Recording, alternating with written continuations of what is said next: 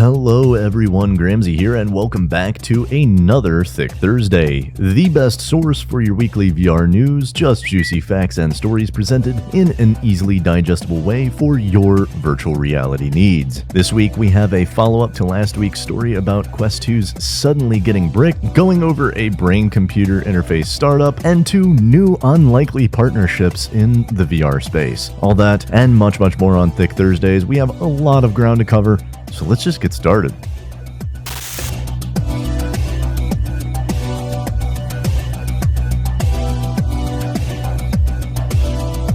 Okay, so last week I covered a story about Quest users' headsets having a sudden litany of issues. These ranged from sudden factory resets to specific apps or games not working, all the way to headsets not even functioning. Meta claimed they were on it, stating that they had fixed the majority of the reported issues, but we still don't understand why this happened and what is being done to fix the remaining headset issues. Unfortunately, Meta hasn't really informed anyone about what the root cause of this was, either because they don't want people to know, but just as likely because they don't really know why themselves. Meta is still claiming the majority of these headsets are fixed, while stating they are working to resolve the remaining lingering Quest issues. For anyone who has been paying attention to the enterprise AR and XR markets, you may or may not know Microsoft has an up to $22 billion defense contract with the United States Army developing the IVAS, or Integrated Visual Augmentation System, a tactical AR headset for soldiers based on HoloLens 2 technology. While reportedly things aren't looking very good for Microsoft due to a number of both foreseen and unforeseen issues. First, it's been reported before, and even by me, that even higher-ups at Microsoft themselves are unsure as to whether to focus their HoloLens technology on the consumer or enterprise markets. With a lack of focus and shared vision, it's no surprise that Microsoft is seeing massive delays providing for the US Army, having serious quality control problems, and really just failing to oppress the American soldiers in any meaningful way. This is only exacerbated by the fact that US Congress has allegedly frozen $394 million from the Army's IVAS budget, leaving Microsoft at least $200 million short on recovering their costs for the project.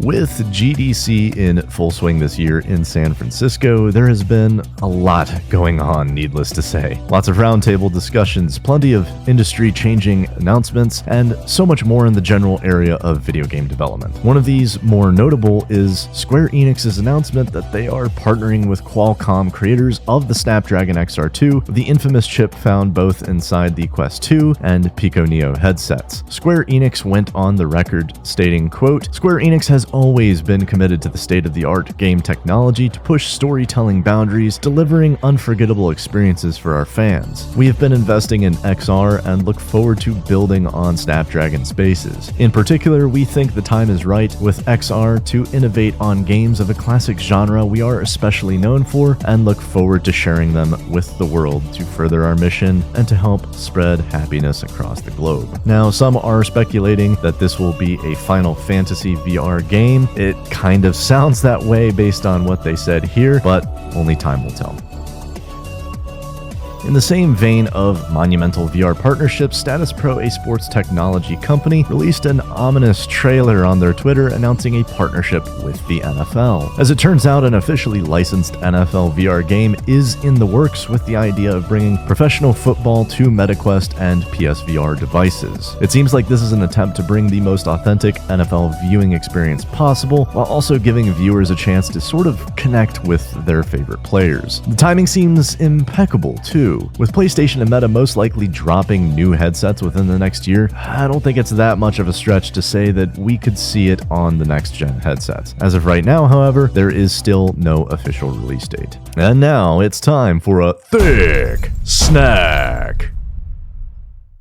Check out this insanely cool tabletop simulator for VR called Questhaven. Questhaven aims to bring the likes of tabletop RPG games like Dungeons & Dragons and Pathfinder to virtual reality. The team behind the project says the simulator will let you build environments and import game rules so you can play essentially any tabletop role-playing game. As a huge fan of D&D myself, I absolutely love this idea. Creators launched a Kickstarter on March 22nd. If you'd like to back them for yourself, I'll provide a link for that in the description down below. And now, back to the news.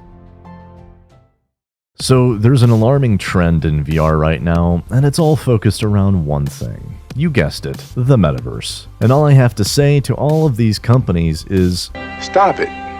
Get some help. No one wants to hear about it anymore. Everyone is so tired of hearing about it. The term metaverse has lost any and all meaning it once had because it's been overused so much. And the problem is that it's being overused by people and companies who actually have no idea what a metaverse really is or understand the true interoperability or decentralization aspects behind it. Qualcomm, FOV, and even Ramen VR, the studio behind Zenith VR, are getting in on this trend. And while I'm not saying that we shouldn't be planning for the future of VR, it also just feels like a hollow way to ensure revenue streams in the future for these companies while capitalizing on the latest buzzword in the VR space. I've actually been thinking about making an entire video on this and why this is kind of a problem, so if that's something you'd be interested in seeing, make sure to like and comment so I know this is something people want to hear.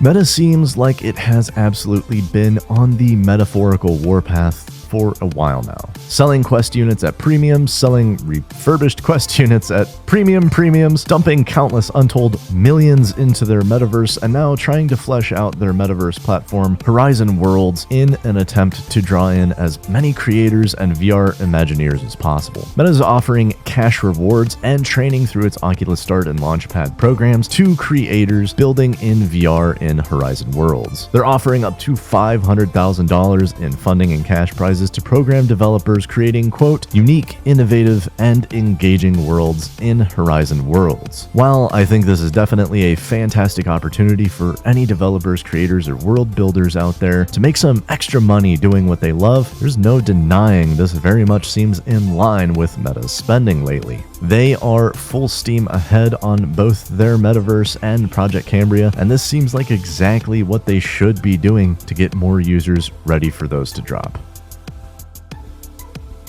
And finally, while we are still very, very far away from it, we are definitely getting closer and closer to experiencing the power of full dive technology and brain-computer VR interfaces within our lifetime. Between half-dive, Neuralink, and traditional brain-computer interfaces, we are on the cusp of unlocking the secrets to SAO-like full dive technology. Social media tech company Snap has announced its acquisition of Paris-based neurotech startup NextMind, the creators of a $400 brain-computer interface. In a blog post from Snap, they state NextMind will help drive long-term augmented reality research efforts within Snap Lab. Now, you might be thinking, but Gramsci, how is this good for full dive technology if they're implementing it with augmented reality? And that's a really reasonable question to ask. So here's the silver lining. They may be using it to further augmented reality, which is still cool, and I think absolutely still has a place in the future of XR. However, this is a brain-computer interface company getting attention from a massive mainstream company. One of the most significant hurdles for research and development of brain-computer interfaces right now is their monumental cost to develop and relatively niche market. The fact that this neurotech company will now have very deep pockets behind it means it will be able to create new and more advanced brain-computer interfaces in the future and at fractions of the cost and much more quickly than ever before. Ultimately, this technology isn't just applicable to AR either. It can also be used to enhance a variety of VR and XR projects in the meantime, so it really isn't just a win for AR, it's a win for everyone in the XR space. And I'm really looking forward to seeing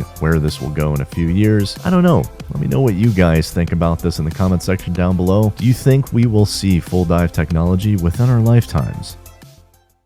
And that's about it, ladies and gents. That's really all the time we have this week. Be sure to leave a comment down below to let me know what you think about these stories and to let me know what stories you would like to see covered for the following week. Remember to hit the like button if you thought this video was informative. Subscribe if you want to see more of it next week, and hit the notification bell if you just cannot stand missing out on these oh so sweet dummy thick news clips. Until next time, Gramsci out.